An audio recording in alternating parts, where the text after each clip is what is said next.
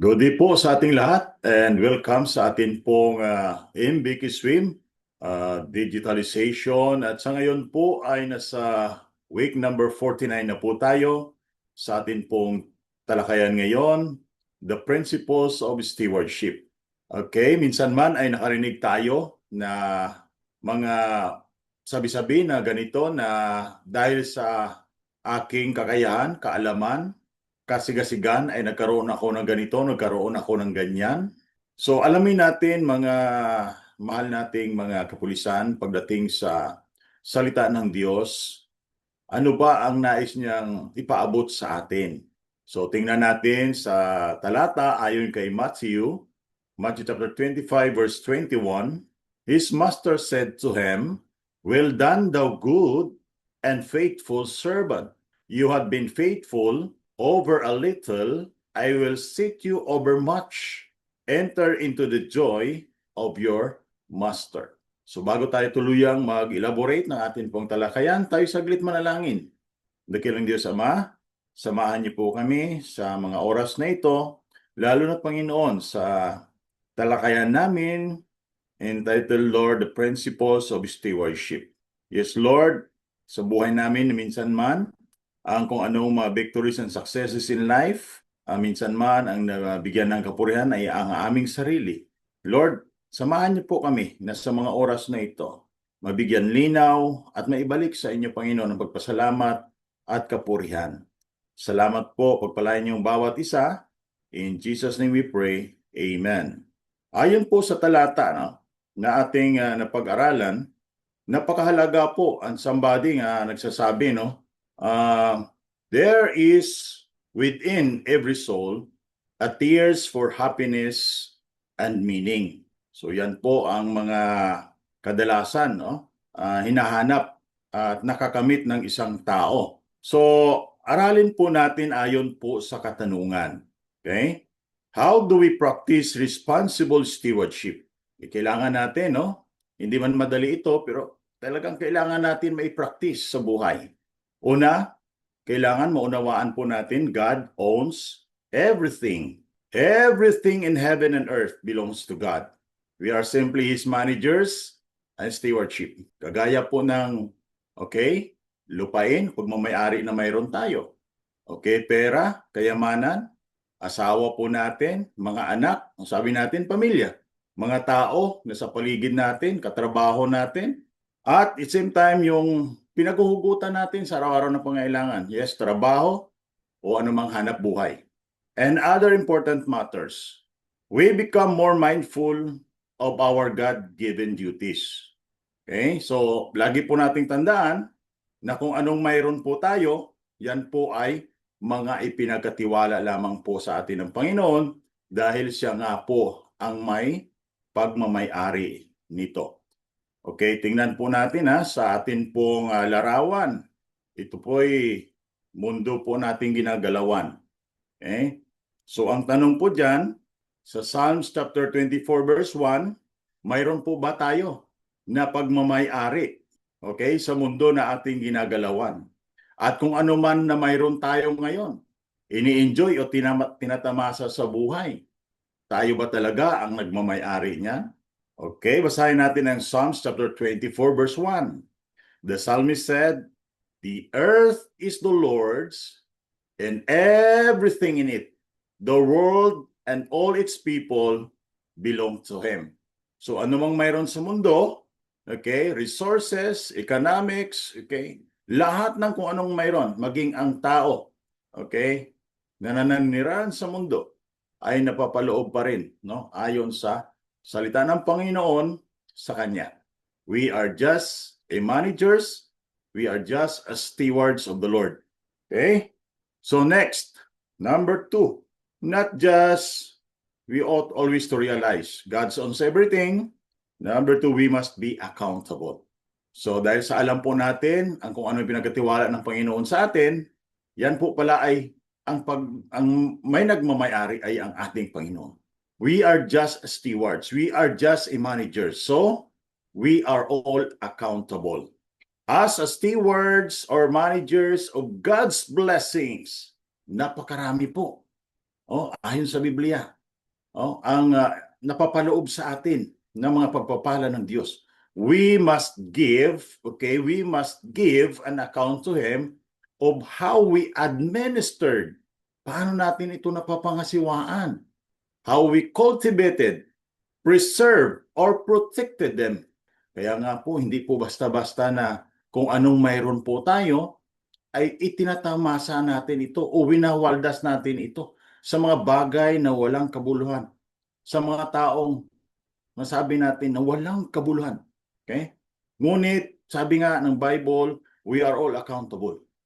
Kung paano natin mapangasiwaan, nawa na pangangalagaan natin, na preserba natin ito, na proteksyonan natin ito. Dahil alam natin na ito ay maaaring maipapasa natin sa ating pamilya, katrabaho, mga mahal natin sa buhay. So kung hindi tayo maging maalam, maingat, paano sila makakabenepisyo nito? Okay? So yan po ay isa lamang sa mga paalala sa atin ng Panginoon. Okay? Na maging maalam tayo sa ating mga natanggap mula sa Panginoon o anumang mapinagkatiwala sa atin ng Panginoon. Okay, let's study about the Word of God as a basic principle for us. Okay? The parable of the unjust steward.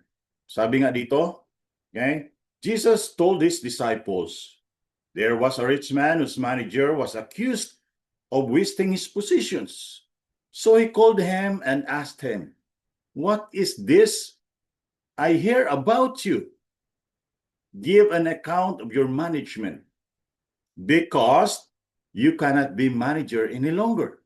So may isa pong mayamang tao at sa kanya pong pagtitiwala doon sa kanyang pinagkatiwalaan, lahat ng kung anong mayroon. Sa kalaunan, ang nangyari sa kanyang pinagkatiwalaan ay hindi naging katiwala. Hindi naging maalam. At sa pagkakataong yan, winaldas, hindi na gamit ng maayos, hindi maayos ang pamamalakad. So ang nangyari ay nalugi, nasira.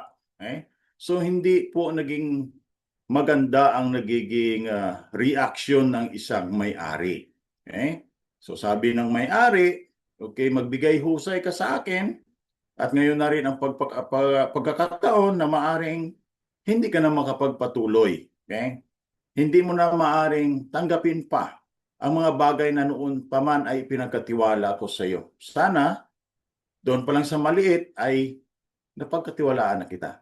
So ang nangyari, hindi ka naging maalam sa mga pinagkatiwala sa iyo. Okay, kumbaga nauwi sa kalugian. So ngayon ang mangyari, okay, tanggalin ko na lang to. Okay? At maaaring ipagkatiwala ko ito sa iba. So, kung ano man ang mayroon tayo, naunawaan natin na ito'y galing sa Diyos at ipinagkatiwala sa atin ng Diyos. Palaguin, payabungin natin to, nang sa ganun ay marami pang makabenepisyo nito. Marami pang matutulungan. Higit sa lahat tayo because we honor God, we recognize God na siya ang may-ari nito. Okay, so number 3, we must be trustworthy even in the little things. Okay? Mapagkakatiwalaan. God looks at how we handle the little things, okay?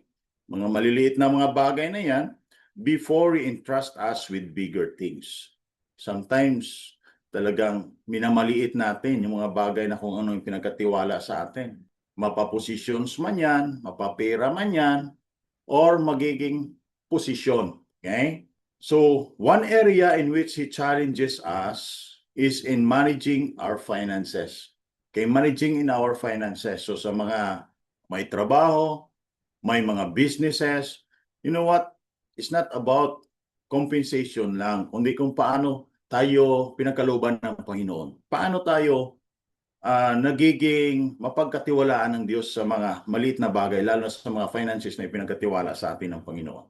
So we talk about, okay, tithing o yung mga ipinagkatiwala sa atin ng Panginoon. Paano natin naibabalik sa Diyos? Okay? Ang kung anong mga ipinagkatiwala sa Diyos sa atin, lalo na sa financial matter. Okay? Faithful in a few things. Okay? Itong mga prinsipyo po lamang ito na nais natin pong maibahagi sa inyo. Nawa ito ay makakatulong kung paano pa tayo magiging maalam, okay? Mapanghawakan, okay? Maingatan, mapalago ayon sa ating pagsunod, okay? Sa kautusan ng Diyos. Okay? In Luke chapter 16 verse number 10, whoever can be trusted with very little can also be trusted with much. And whoever is dishonest with very little will also be dishonest with much. Okay, so sa mga kapulisan po natin dyan, okay, life coaches like me, so may mga economics, okay, financial matters tayo every day, okay? Yan po ang nagiging talakayan sa tahanan, okay? So paano natin ito nababalanse, okay, when it comes to spending, okay, budgeting. So nawa hindi nakakaligtaan yung pagbalik ng atin pong ikapo o mga pagbibigay sa Diyos, handog sa Diyos mula sa ating puso, okay? Yan po ay una sa lahat, paglago ng ating pagmamahal sa Diyos at pananampalataya. Okay? So, dito mga prinsipyo po ito na maaari mapanghawakan natin. Okay? So, pag kayo po ay nagbigay, yan po ay tanda ng inyo pong pag-acknowledge, pag-recognize that God owns everything. That you and I are accountable. At dahil doon, sa ipinagkatiwalaan tayo ng Panginoon, I do and we really believe na mas lalo tayong pagpalain ng Panginoon. Sabi nga, hindi tayo kukulangin, hindi tayo gugutumin ng Panginoon. Back to the Bible as a basic principle for us on how to live, okay, and obey. Malachi 3:10, bring the whole tithe into the storehouse, that there may be food in my house. Test me in this, says the Lord Almighty, and see if I will not throw open the floodgates of heaven and pour out so much blessing that there will not be room enough to store it.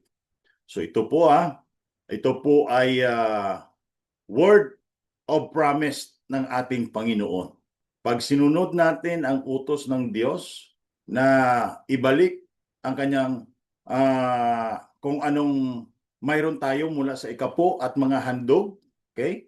Sabi ng Panginoon, okay, subukin mo ako at mas lalo kitang pagpapalain.